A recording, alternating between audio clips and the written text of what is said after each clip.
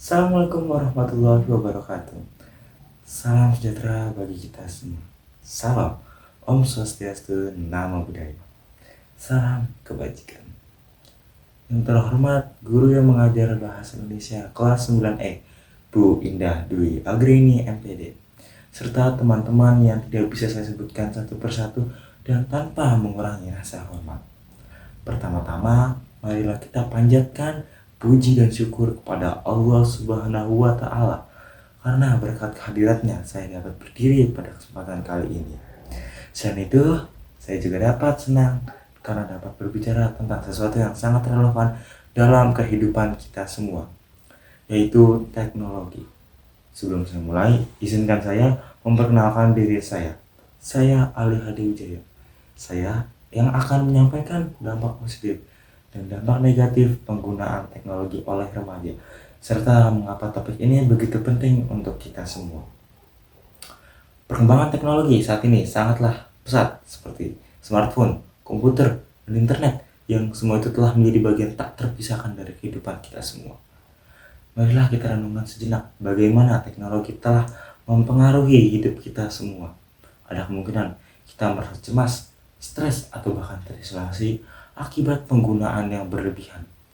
Hal tersebut sangatlah mengecewakan untuk kita semua sebagai remaja penerus bangsa, yang seharusnya teknologi dapat digunakan dengan lebih bijak lagi, seperti untuk meningkatkan nilai akademik, meningkatkan pemahaman kita, dan meningkatkan keterampilan minat dan hobi kita agar kita bisa menjadi lebih maju.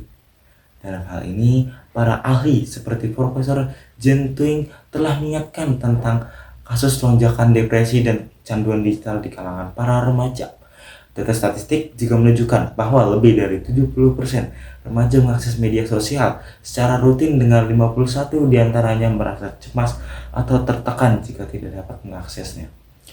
Selain itu, penelitian dari Kaiser Family Foundation menunjukkan bahwa remaja menghabiskan rata-rata lebih dari 7 jam sehari di depan layar perangkat elektronik. Berikut ini saya akan paparkan beberapa dampak positif dan dampak negatif serta pengelolaan dan penggunaan dari teknologi itu sendiri. Yang pertama, ada dampak positif teknologi pada remaja yang meliputi 3 hal, yaitu pendidikan. Contohnya, teknologi digunakan untuk mengakses ke sumber belajar online yang bertujuan untuk meningkatkan pemahaman dan keterampilan kita. Yang kedua, ada koneksi sosial. Contohnya, media sosial dan komunikasi online lainnya dapat memungkinkan remaja terhubung dengan teman-temannya dan keluarganya, serta mendukung pembentukan hubungan sosial yang positif. Yang ketiga, ada kemajuan pribadi. Contohnya, memfasilitasi pengembangan hobi dan minat seperti platform kreatif dan juga proyek online yang dapat meningkatkan keterampilan kita. Yang kedua, ada dampak negatif teknologi pada remaja yang juga meliputi 3 hal, yaitu pertama, ada kecanduan seperti penggunaan berlebihan. Teknologi bisa menyebabkan kecanduan dan gangguan dalam keseimbangan kehidupan offline dan online. Yang kedua, ada kesehatan mental seperti kecemasan, depresi, tekanan sosial, dan perbandingan online bisa merusak kepercayaan diri. Yang ketiga, ada resiko keamanan online seperti cyberbullying dan kebocoran data pribadi. Yang ketiga, ada pengelolaan penggunaan teknologi yang juga masih meliputi 3 hal, yaitu pendekatan orang tua, seperti orang tua yang terlibat dalam mengawasi, mendukung, mengatur waktu layar, dan menjaga keseimbangan penggunaan teknologi oleh remaja. Yang kedua, ada literasi digital, seperti remaja harus dididik tentang literasi digital dan bagaimana mengidentifikasi informasi palsu serta melindungi privasi online.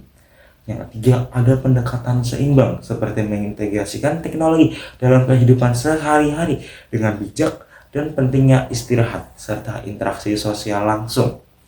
Seiring dengan perkembangan zaman, teknologi juga semakin cepat berkembang. Remaja juga semakin terpapar pada perangkat digital dan sosial media.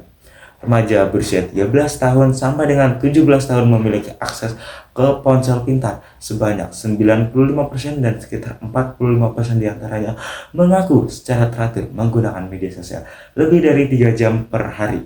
Dalam konteks ini, diperlukan pendidikan yang kuat untuk remaja tentang penggunaan yang sehat dan bijak dari teknologi. Orang tua dan para pendidik yang perlu juga bekerja sama untuk mengawasi waktu layar, mempromosikan literasi digital, dan juga membantu remaja mengidentifikasi sumber daya online yang dapat dipercaya.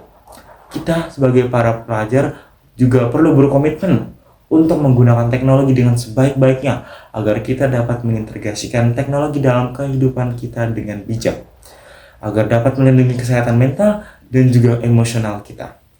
Untuk melakukan semua itu diperlukan upaya bersama dengan orang tua, pendidik, dan masyarakat secara keseluruhan. Teknologi memang menjadi bagian tak terpisahkan dalam kehidupan kita semua. Walaupun begitu, kita harus menggunakan teknologi kecanggihan ini dengan bijak sebagai alat pembelajaran dan kreativitas kita. Semoga kita semua bisa menjadi generasi yang cerdas dan bertanggung jawab dalam menghadapi tantangan teknologi. Mohon maaf jika ada salah kata atau penyebutan.